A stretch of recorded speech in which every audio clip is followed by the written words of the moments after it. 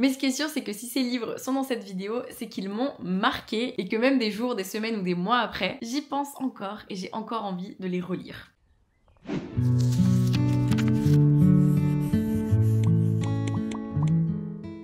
Coucou tout le monde! Je vous retrouve aujourd'hui pour la vidéo que j'adore vous faire à chaque fin d'année. C'est mon top 10 de l'année 2024. L'année touche à sa fin et il est temps que je vous présente mes plus gros coups de cœur de mon année 2024. C'est très dur comme choix parce que certains livres commencent à dater. C'est vrai que quand on lit un livre en février et que à côté de ça on a un coup de cœur en novembre, c'est difficile de savoir lequel on a préféré puisqu'il y en a un qui est plus proche de nous en termes de temps. Mais ce qui est sûr, c'est que si ces livres sont dans cette vidéo, c'est qu'ils m'ont marqué et que même des jours, des semaines ou des mois après, j'y pense encore et j'ai encore envie de les relire. Il y a 2 livres de cette sélection qui sont sous carton, donc je vous mettrai la vignette à côté afin que vous puissiez quand même distinguer la couverture et pouvoir plus facilement la retrouver si vous allez vous promener en librairie ensuite. Trêve de bavardage, il y a 10 livres, donc on va commencer tout de suite.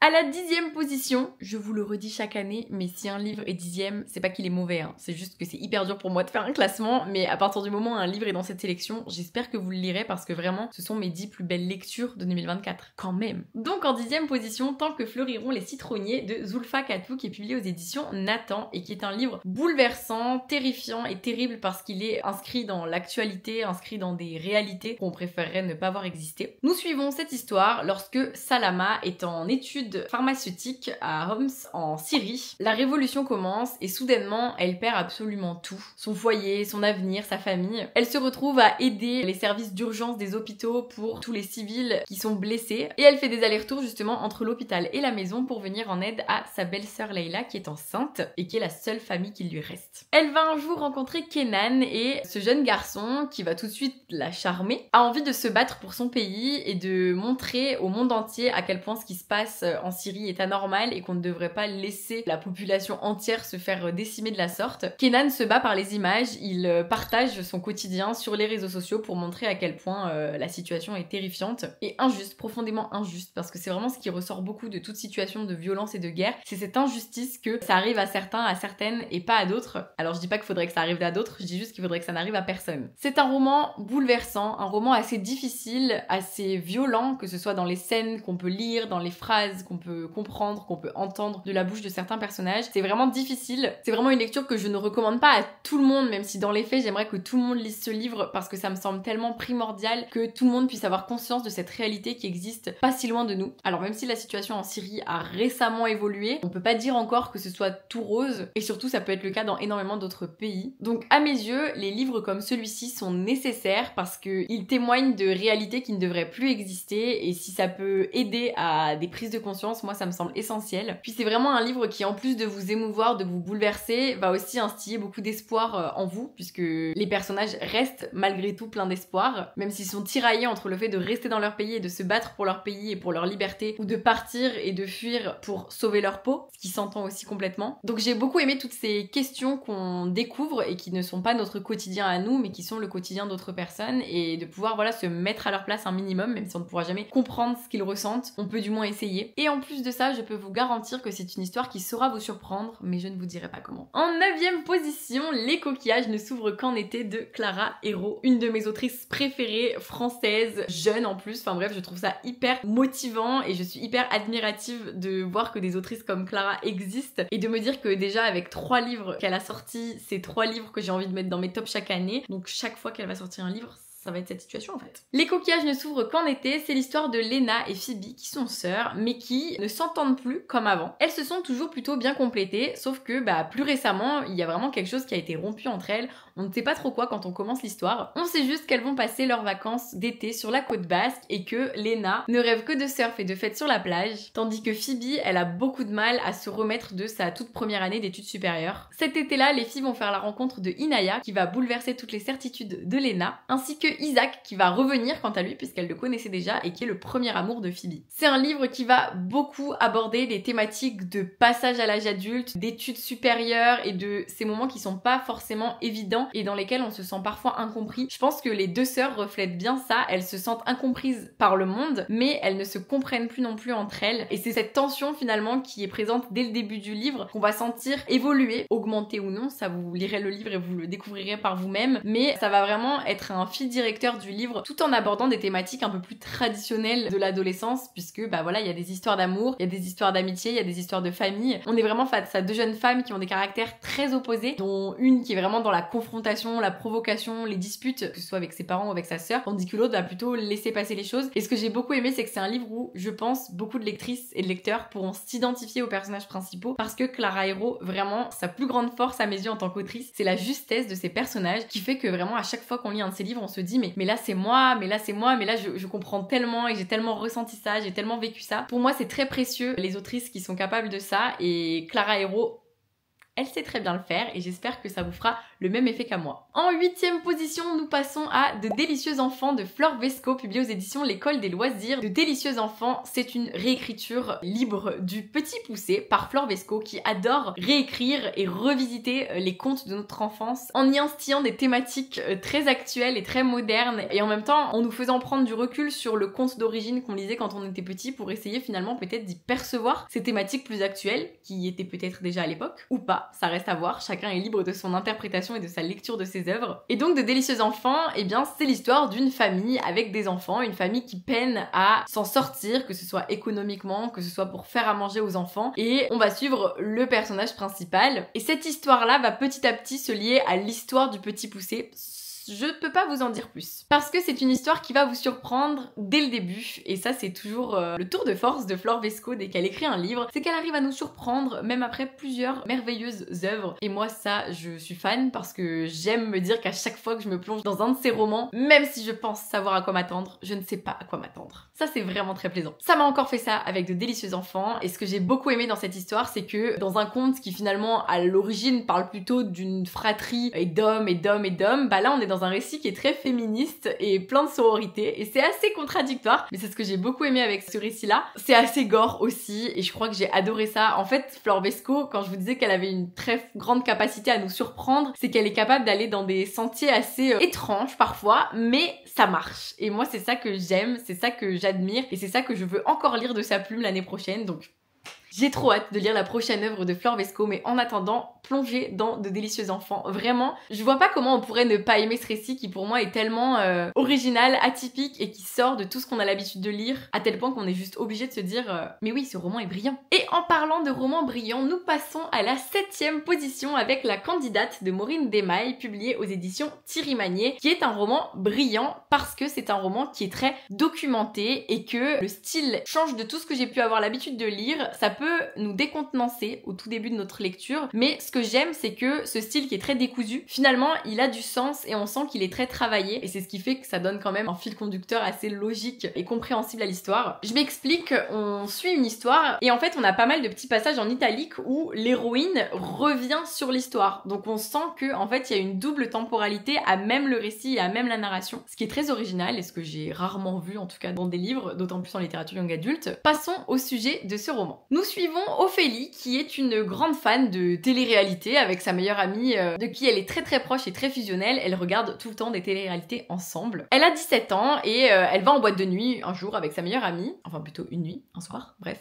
Et tout de suite, elle va reconnaître ce garçon qui l'alpague, c'est Mas, la star de la télé-réalité du moment. Tous les deux vont vivre une histoire d'un soir qui va peut-être se transformer en idylle de plusieurs jours ou de plusieurs semaines. Une relation tantôt physique, tantôt à distance, qui fait que Ophélie va se retrouver à participer à l'une des émissions de télé-réalité dans laquelle Mas apparaît. Et Ophélie va se créer ce nouveau personnage, cette nouvelle elle, qui va finalement être celle que toutes celles et ceux qui regardent l'émission connaissent. Elle se surnomme Ophélina parce que c'est le surnom que lui donne Mas. Et Ophélina et Ophélie finalement deviennent peu à peu deux entités et deux personnes différentes. Alors, c'est une image bien sûr, mais c'est dans l'idée de montrer à quel point la télé-réalité et même la célébrité finalement peuvent changer les gens, peuvent transformer leur manière d'être, peuvent transformer tout ce qu'ils ressentent ou tout ce qu'ils pensent ressentir. Et surtout, c'est un roman qui donne beaucoup de contenance aux personnes qui font de la télé-réalité, parce que je pense qu'on a toutes et tous tendance à avoir des a priori, à faire des raccourcis et à se dire, de toute façon, ils sont bêtes, en fait, parce que c'est ce qui ressort lorsqu'ils font certaines émissions. C'est le sentiment que ça donne, en tout cas, parfois, quand on regarde une émission de télé-réalité. Et pourtant, non, en fait, ce sont des personnes qui ont potentiellement des passés qui les ont poussés à être en quête de cette célébrité, ou du moins à s'enrôler dans ces télé-réalités qui vont totalement modifier modifier leur perception du monde, leur perception d'eux-mêmes. Ce sont des personnages qu'ils jouent dans les téléréalités, ce ne sont pas vraiment eux, et c'est important de le souligner aussi parce que sinon ça peut donner l'impression que justement cette bêtise qui peut être véhiculée à l'écran, elle les caractérise de manière générale, alors qu'en réalité non, elle caractérise les personnages qu'ils essayent de faire passer au public. Et en fait j'ai trouvé ça vraiment brillant, la manière dont c'est écrit, la manière dont ça nous met face à nos propres préjugés et ça les déconstruit. En fait je trouve ça dur parce que la lecture et la littérature parfois ça nous pousse à déconstruire des idées hyper ancrées à l'intérieur de nous, et moi la première c'est quelque chose qui m'arrive souvent, mais en fait je trouve ça très fort et je trouve ça d'autant plus brillant quand un livre réussit justement ce changement de point de vue et cette envie de déconstruire quelque chose sur lequel on était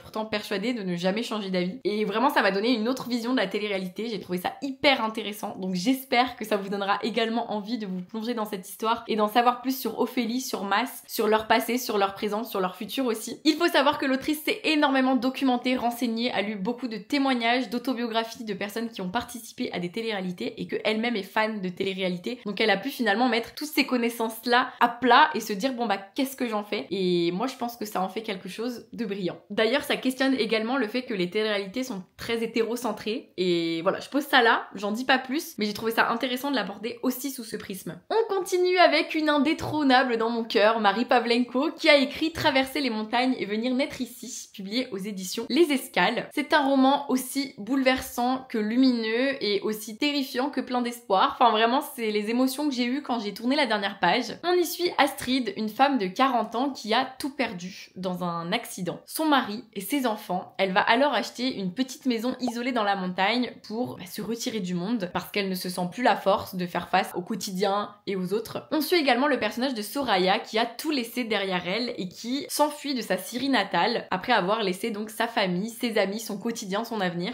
et son insouciance. Elle traverse la montagne pour rejoindre la frontière française en se cachant de la police avec en son ventre une vie qui grandit. Ces deux femmes vont voir leur destin se rencontrer malgré elles et vont finalement s'aider et se porter l'une l'autre puisque elles ont toutes les deux une histoire terrifiante, traumatisante, bouleversante. Finalement, même si elles ne se comprennent pas parce qu'elles n'ont pas les mêmes problématiques, elles comprennent la douleur de l'autre, elles comprennent l'ampleur de cette douleur et c'est ce qui va les aider à survivre, à s'entraider, à se porter vers le haut. Et c'est une histoire qui est mais tellement triste et tellement belle à la fois parce que ce que je trouve très beau mais très difficile à la fois, c'est que on se rend compte en lisant ce livre que le malheur d'Astrid, et ben en fait c'est de ce malheur que dépend finalement le sauvetage de Soraya. Et je trouve ça beau de se dire que malgré tout, même si c'est très dur de dire ce genre de choses, mais que dans le malheur on peut trouver du bonheur parce que ce malheur aura servi au bonheur de quelqu'un malgré tout, même si voilà, vous comprenez. Je sais pas comment l'expliquer, mais j'espère que vous avez compris ce que je voulais dire sans mal le prendre, parce que évidemment je dis pas que c'est bien de souffrir ou que c'est bien de perdre des membres de sa famille, mais je pense que c'est beau de voir que malgré tout notre vie et notre destin peut quand même aider à d'autres destins. Voilà, c'est ce que j'ai retenu de ce livre en tout cas. Ensuite, un roman qui est encore dans les cartons, en tout cas il est quelque part, je pense qu'il est dans un carton. Le bleu des souvenirs d'été de Lilibelle de Cholet, publié aux éditions Didier Jeunesse, qui est totalement dans la même veine que Les coquillages ne s'ouvrent qu'en été que je vous ai présenté tout à l'heure, parce que cette histoire se déroule au bord de la plage, parce que cette histoire se déroule en été, et parce que cette histoire parle principalement de famille, d'entente ou de mésentente. Je vous explique. On suit Lucille et Salomé, deux jeunes filles qui sont cousines, et dont ce sont sûrement les dernières vacances dans la maison de leur grand-mère. Elles adorent d'habitude venir là l'été, sauf que cet été, Colombe manque à l'appel. Colombe, c'est la sœur de l'une et la cousine de l'autre. Et Colombe, finalement, c'était l'élément qui les rassemblait, qui les rapprochait. Et même avec les amis d'enfance, même avec l'entourage, tout a l'air d'avoir changé. Donc ça va être un été durant lequel ces deux cousines vont finalement apprendre peut-être à s'apprivoiser, à se dire certaines choses et à se confier. Et à oser aussi montrer à quel point c'est douloureux pour elles de dire au revoir à cette maison qui les a vues grandir, en tout cas du moins durant l'été. Ce que j'ai beaucoup aimé avec Le bleu des souvenirs d'été, c'est qu'il montre à quel point l'été c'est vraiment une parenthèse dans la vie de certaines personnes. C'est comme si en arrivant sur cette plage, et ben l'année scolaire n'avait pas existé et la vie reprenait en fait. Ou alors le fait d'avoir peut-être deux vies différentes, c'est-à-dire une vie en été et une vie en temps normal hors été. Et je pense que c'est vraiment très bien retranscrit par Lilibelle de Cholet dans cette histoire. Une histoire qui aborde quand même des thématiques complexes avec l'anxiété, la dépression, les troubles du comportement alimentaire, mais également des thématiques actuelles et de la quête d'identité, quête de soi avec l'orientation sexuelle. Ça fait beaucoup de thématiques qui sont abordées, mais je trouve qu'elles le sont bien. Donc c'est l'essentiel parce que parfois on peut se dire que tout est abordé mais un petit peu trop en surface, et là non, je trouve que c'est très profond, c'est très beau. J'ai été très émue, là en vous en parlant je revois des images dans ma tête de certaines scènes de cette histoire. C'est vous dire à quel point je me suis attachée aux héroïnes, attachée à ce qu'elles ressentaient et reconnue également en elles. Après voilà, c'est vraiment ressemblant au Coquillage ne s'ouvre qu'en été, dans le sens où c'est les mêmes thématiques et la même ambiance. Du coup moi je vous conseille de les lire tous les deux l'été prochain et d'en lire un potentiellement en juin et un autre en août, comme ça fait pas redite mais au contraire ça fait plus complémentaire, parce que mine de rien ça reste des thématiques et des personnages très différents. C'est pas parce que notre voisin ou notre voisine il a un peu le même parcours de vie que nous qu'il est la même personne. Bah c'est pareil pour les livres. Ensuite, un petit roman hyper original par sa forme, Dans le noir, je peux être à toi, de Salah Simouka, publié aux éditions Actes Sud Jeunesse. C'est un petit livre qui se lit dans les deux sens, puisqu'il comprend deux histoires qui sont en réalité deux points de vue de deux personnages qui ne sont absolument pas faites pour s'entendre à la base, et puis qui finalement vont apprendre à se connaître, à s'apprivoiser et à s'aimer. Elles s'appellent Varpou et Saga, elles sont adolescentes, tous les opposent, et un jour elles se retrouvent ensemble sur la plage à la fin d'une soirée. Elles vont s'attirer, se désirer et se voir de plus en plus souvent. Sauf que Saga, elle est très secrète,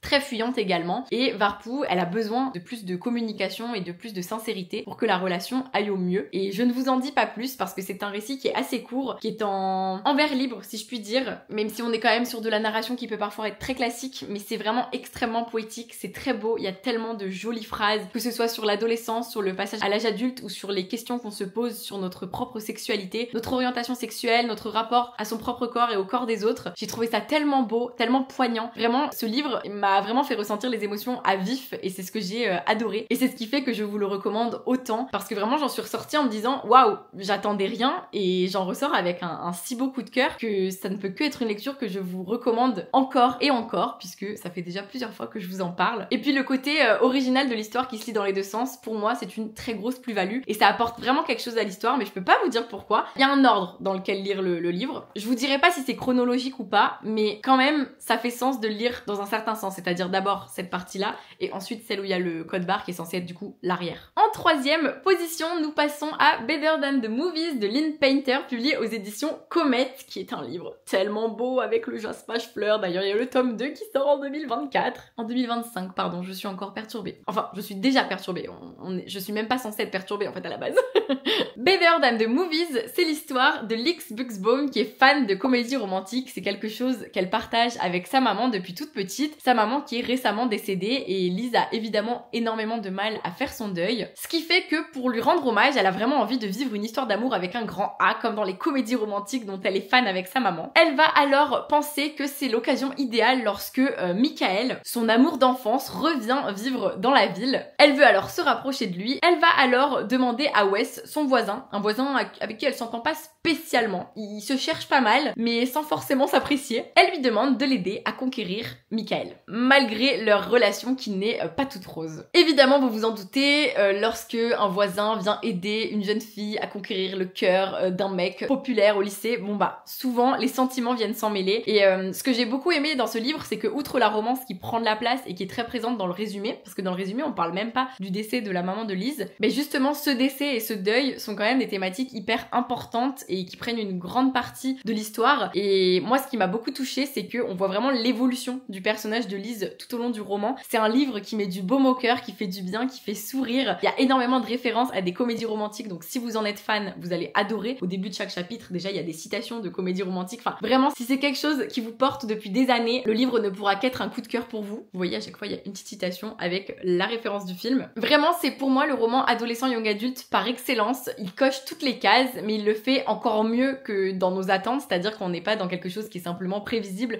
Non, on est dans un roman qui est très agréable à lire, qui sait nous surprendre, et même si je vous avoue que j'ai un peu peur du tome 2, parce que moi j'ai pas envie d'être trop surprise dans les jolies histoires d'amour, mais vraiment c'est le roman d'amour à lire. De toute mon année, c'est la plus mignonne histoire d'amour de cette sélection. On passe à Ilos de Marion Brunet, publié aux éditions Pocket Jeunesse. Et bien Marion Brunet, encore une autrice que j'aime de tout mon cœur depuis des années. Ici, elle signe un roman d'anticipation, ça se passe en 2052 à Marseille. La montée des eaux a fait que tout simplement Marseille se retrouve engloutie, et on suit les personnages de Nolan et de son frère Gal qui tous les deux ont mis à profit leur talent d'apnée. Comme ça, ils plongent en profondeur pour aller chercher des trésors dans les villas abandonnées qui ont été englouties par les eaux, et souvent ils sont missionnés par des entreprises ou par par des commanditeurs pour aller chercher certaines choses, dont une sorte de trésor que Nolan n'a pas réussi à aller chercher, et quand Gal s'y est essayé, il est malheureusement jamais remonté à la surface. Nolan, elle veut se venger du Commodore qui lui a demandé d'aller chercher ce trésor, et donc elle va se faire embaucher par cet homme afin de mettre sa vengeance à exécution par l'intérieur finalement, c'est-à-dire de rentrer un petit peu dans son milieu proche pour ensuite d'autant plus se venger de manière brutale et violente. Sauf que Nolan, elle va rencontrer plein de personnes hyper intéressantes qui vont lui faire voir les choses sous un nouvel angle, qui vont débattre, qui vont beaucoup se questionner sur cette société dans laquelle ils vivent et qui ne leur convient pas parce qu'elle est pleine d'inégalités, pleine d'incertitudes, d'insécurité. On est dans une histoire où Nolan est le personnage principal, mais il va y avoir bien d'autres personnages très importants dans ce récit. Et ce que j'ai beaucoup aimé, c'est que déjà Nolan, elle va rencontrer une athlète des Jeux Olympiques, enfin c'est comme des Jeux Olympiques dans l'histoire, de qui elle va beaucoup se rapprocher. Et ce roman questionne aussi beaucoup, notamment les Jeux Olympiques qui ont eu lieu cette année dans notre pays, parce que même si sur plein de points ça a été une réussite, ça a aussi pu être une catastrophe économique, sociale, écologique. Et c'est très important de prendre ce recul et de mettre les choses à distance pour pouvoir voir aussi que même s'il y a du positif, il n'y a pas que ça, et que parfois le positif n'annule pas le négatif et ne peut pas faire qu'on surpasse le négatif. Et j'ai trouvé ça hyper intéressant, ce livre. Comme Marion Brunet sait toujours si bien le faire, il a vraiment ce côté révolutionnaire que j'ai beaucoup apprécié, avec beaucoup de discours et de débats qui sont hyper intéressants et qui permettent, nous, en tant que lectrices ou lecteurs, de construire notre manière de penser, notre identité et nos certitudes ou notre opinion. Et j'ai vraiment beaucoup aimé ça. Et juste rien que pour ça, j'ai qu'une envie, c'est de vous dire de le découvrir, puisque le tome 2 est déjà sorti et le tome 3 sortira l'année prochaine. Donc moi, je ne suis qu'impatience à lire le tome 2 et je vous en dirai des nouvelles très bientôt parce que j'ai prévu de lire le tome 2 très bientôt. Mais vraiment, si vous n'avez jamais découvert Marion Brunet, c'est l'occasion parce qu'avec celui-ci, elle a sorti une pépite et en plus la couverture est pépite.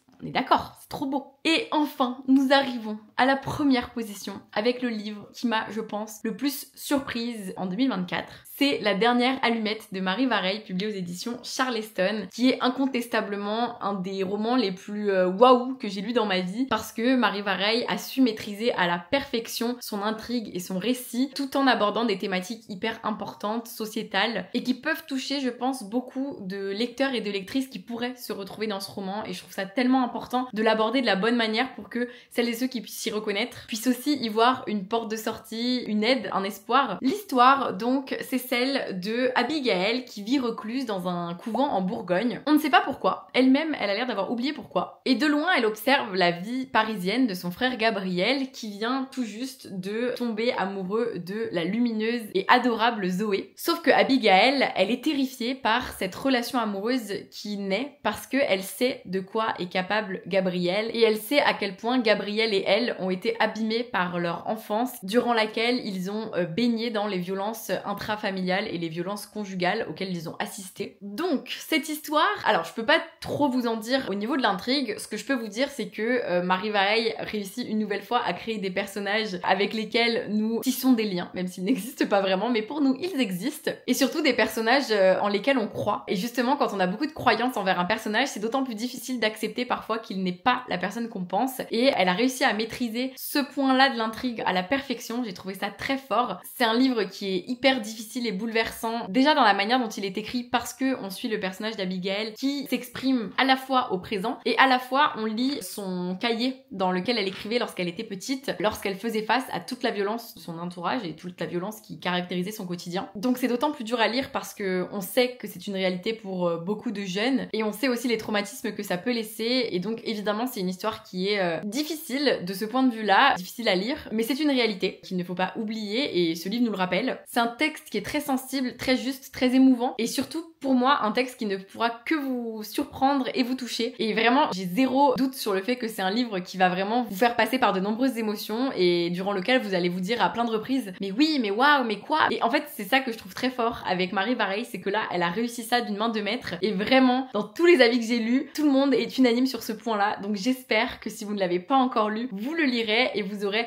cette même sensation, ce même sentiment, parce que vraiment ce livre, quand vous allez le terminer, vous allez vous dire waouh, cette lecture elle est incroyable et j'ai envie de la relire tout de suite tellement elle est folle et tellement j'ai envie de déceler d'autres détails, d'autres choses, mais je ne vous dis pas pourquoi. En tout cas, Marie Vareille, vraiment, encore une fois, j'ai trop hâte de lire son prochain roman. Il y a des auteurs comme ça, ils sont trop forts. Vous remarquerez quand même que chaque année, dans mes tops, il y a des auteurs et des autrices qui reviennent. Et moi, je trouve ça bien parce que ça montre aussi que dans mes goûts, je reste reste fidèle à moi-même déjà, et que les auteurs restent fidèles à leur talent et à leur plume, et ça j'adore. Bref, cette vidéo s'achève maintenant qu'il fait presque nuit, alors qu'il est 16h et que ça me rend absolument folle parce que vous n'avez pas une vidéo d'une qualité irréprochable alors que c'est la vidéo que j'aime le plus vous faire chaque année et qui caractérise pour moi ma chaîne YouTube, mes avis, parce que bah là ça regroupe vraiment mes pépites de l'année. J'espère que ça vous a donné envie de découvrir ces pépites là. Dites-moi dans les commentaires quels sont les livres qui vous font le plus envie parmi cette sélection de 10 titres. Dites-moi aussi votre propre top 10, je suis curieuse de voir si nous avons des livres en commun ou si vous allez me faire découvrir des romans. Et je vous souhaite de très belles fêtes de fin d'année et une très belle année 2025, un peu en avance, mais de toute façon vous verrez peut-être cette vidéo en 2025, donc ce sera pas en avance. Passez de très belles lectures d'ici l'année prochaine, haha la blague, et je vous fais plein de bisous.